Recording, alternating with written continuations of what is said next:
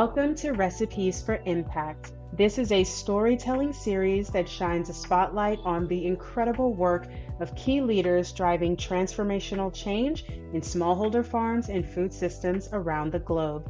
I'm Talon Say, and I'm thrilled to invite you into this space where you'll hear inspiring stories about projects that are making a real difference. And we're pleased to welcome the General Coordinator of the Alliance for Food Sovereignty in Africa and a member of IPES-Food, Dr. Belay. He has spent over 2 decades advancing agroecology and community-led seed and food sovereignty. His work across continental policy spaces has helped to elevate farmer-led alternatives and protect Africa's food systems from corporate capture. Dr. Belay, it's wonderful to be with you today. Thanks for having me. I've had the opportunity of speaking with you a little bit before, as well as listening to you talk about your work at AFSA and the difference between evidence-based policy and values-based policy, and why it's important to make that shift. So I wanted to ask you about that and say, how does that shift play out when you're trying to move institutions that are rooted in technocratic frameworks? How do you move them from evidence to values? Yeah, I mean, on the surface of it, evidence-based policy sounds great. But the problem comes, evidence for whom and what gets measured, and who is an expert, who is considered an expert in giving those evidences, Evidence-based policy can marginalize also a number of people. It can marginalize people easily because mostly when you talk about evidence, you're talking about the conventional or formal science. People who have passed through universities and research centers are considered the experts, and they go around with a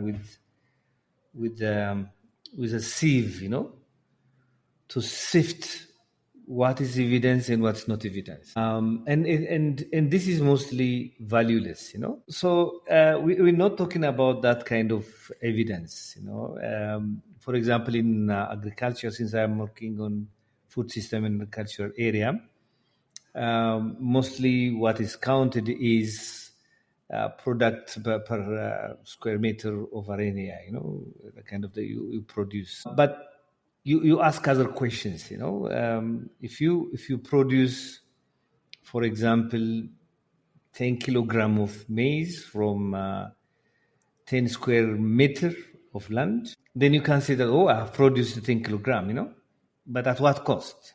You can harm the soil, you can pollute the water, and you can use pesticides to kill the wildlife and the people there, and you can do a lot of harm to the environment, and you can say that this is productive, and that's your evidence. But evidence should have values. Dignity as a value is very much important. When I say dignity, I talk about the dignity of the land also. Sovereignty is very much important. Ecological integrity is very much important. Cultural continuity. All these elements are very, very important. So these are the values that should be the bed where evidence can grow from, not in another way. Many international agencies still promote that sort of input-intensive agriculture, especially for Africa. So how do you push back on that narrative without being dismissed as anti-development and not moving things forward? I think the first and the most important question that you ask is agriculture for what? Agriculture should nourish people and should nourish the spirit of people if it is possible, So it has to be nutritious and healthy, and you have to produce without impacting the environment. The food that you produce should be culturally appropriate. And question of justice also is at the center of it. I think there is a myth. The myth is that industrial agriculture is much more productive than agroecological farming, for example. And I was having a discussion with a farmer this afternoon, And I asked him the same question. And his response was, in my farm, he says, I plant yam, I plant cassava, I plant banana, and I plant a number of herbs, I plant beans, so many things.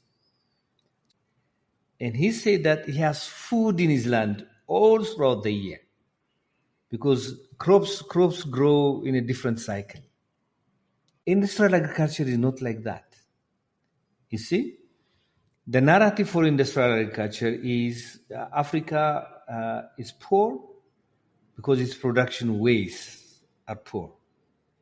So for Africa to feed itself, it has to, one, we have to invite businesses to come. Private sector investment is very much important. That's what they say. And agrochemicals are important for African food production. Agriculture should be reoriented into market-based agriculture. This is their what you call theory of change. If you do all this, then you can produce more food. And this is tried. This is tried, and it has failed. And the only thing that it has succeeded is in, I think, in eroding the seed and the food diversity in the continent, and in pushing farmers into past dependence. So you're there, you're locked into a system. So it has resulted in the locking of a number of farmers. That's the result. Now countries are recognizing that. What should our countries do? They don't have money because they are in debt. The debt agenda is very much important. 2 out of 3 African countries are in debt distress. So when these private investors and philanthropic capitalists come in dangling money, it's very difficult for them to refuse, you see. So industrial agriculture is not feeding people. It is not as productive as it says. It has a lot of costs, costs to the environment, to the soil, to the culture, to so many things. And this is all happening while we have an alternative. And our alternative is agroecology. In agroecology, it nourishes people, nourishes the environment. Food is culturally appropriate because you can plant your own food. It increases productivity. It increases income of people. It helps us to adapt to the climate crisis, to the biodiversity crisis that we are in. And justice is built into the system because we control our own food system. You see? So then, staying with that, there may be some, especially because of all the struggles you just mentioned, who still see an opportunity for growth if they work with these outside corporations, multilateral bodies, government, things like that. But you can also understand the fear. So, what would your advice be then for people who want to find a middle ground? What are the boundaries or the principles that should be placed at the center of negotiations and deals like that? Yeah, I mean, if you go to the U.S. agricultural system, it's assumed that it's at the zenith of its development. But when you study the U.S. farming system and when you speak with the farmers in the U.S., they tell you that they are actually slaves in their own agricultural land. They're actually producing for somebody else, not for themselves. And their lives, they don't see it improving. You see, what are you emulating? What's your example? Yeah? And if you come to our continent, 70, 80% of people, their land is very small. We're talking about a small scale agriculture, very small scale agriculture. So we're talking about the majority of people and the majority of the economy of these African countries. So I don't even understand what this middle way is. I don't know. You see? Hmm. Well, I would like to then see if we could offer listeners some modicum, some seed of hope about some grassroots demand or farmer led initiative that helps to shape policy where food sovereignty was at the center. Do you have an example of that, maybe with the work that AFSA does or something that you've personally witnessed? And if so, do you know what made that moment possible? How many examples do you want? I want as many as you can get. Example number one, we wanted to integrate agroecology into policy space, into climate policy specifically. The good thing is an increasing number of countries are producing an agroecology policy and agroecology strategy. Agroecology strategy are becoming the norm quite soon. So this has come out of long years of work. We have worked with the African group of negotiators, on agriculture to include agroecology as a strategy. There are a number of grassroots movements that we are pushing. We have a campaign called My Food is African. The My Food is African campaign is engulfing the continent. So many African countries, they say, my food is African, my food is Ugandan, my food is Ghanaian, my food is African. In every country, and that initiative has generated a discussion on why African food. And during COVID time, when it was lockdown, an international breakdown of logistics or transport of food, people relied actually on their own food. And their food is healthy, their food is diverse. You see?